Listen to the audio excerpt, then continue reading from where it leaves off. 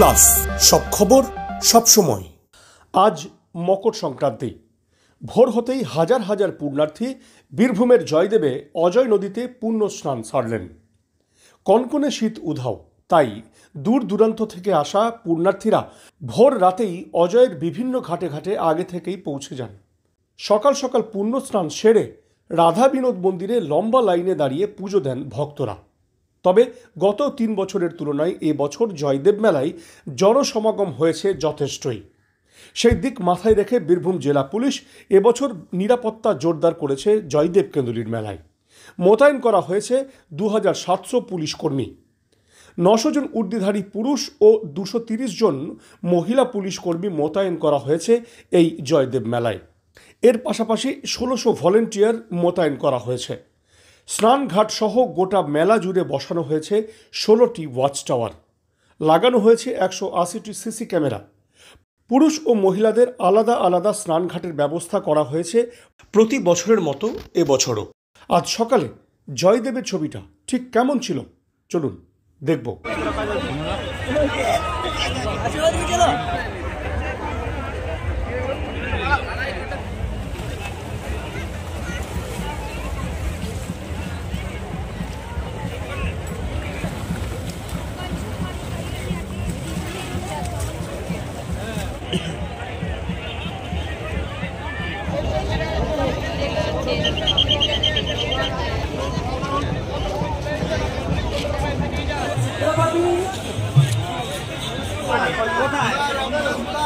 বাচ্চা বললে ডাকলে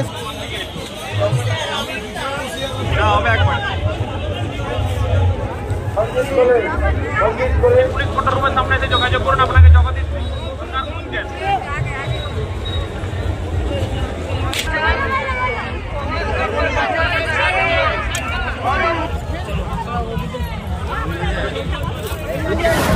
হরে কৃষ্ণ। দুর্গাপুর থেকে। আজকের দিনে স্নান করার অর্থ কি? আজকের দিনে যেটা কথা আছে যে গঙ্গা দেবী স্বয়ং অযোধ্যাতে প্রকটিত হন, তাহলে আজকে স্নান করা মানে গঙ্গা স্নানের সমান ফল পাওয়া যায়। কেন আজকেই কেন? অন্য দিনে তো করা যেতে পারে, তাৎপর্য কি এর? আজকের দিনে তো গঙ্গা প্রকটিত হচ্ছেন এখানে, অন্যদিন স্নান করলে তো সেটা গঙ্গা স্নানের সমান ফল হচ্ছে না। আজকে যেহেতু গঙ্গা দেবী স্বয়ং প্রকটিত হচ্ছে, তাহলে স্বয়ং গঙ্গা এটা প্রবাহিত হচ্ছে, এটাই শাস্ত্রের মতে মানে বিবেচিত। যেটা আমরা জড়দেব স্নান বলতে সাবান মাখিয়ে তেল মেখে যে স্নান করে সেটা তো বাথরুমে, কিন্তু সেটা তো নয়।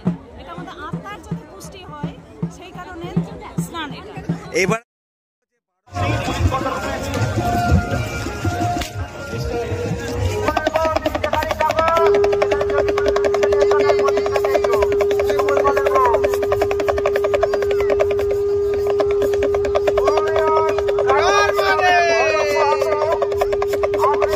হ্যালো, ছায়া তো নই, অস্ত্র তো নই, আপনারা যেখানে থাকবেন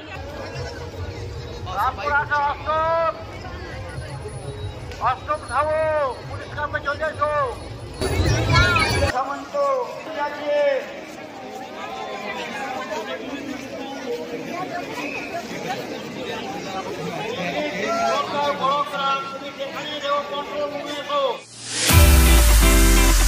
দীর্ঘ 5 যুগেরও বেশি সময় পথ চলা বীরভূমের এক এবং একমাত্র বনফুল ক্যাটারার অ্যান্ড ডেকোরেটরস এবার নিয়ে এসেছে বনফুল ইভেন্ট ম্যানেজমেন্ট।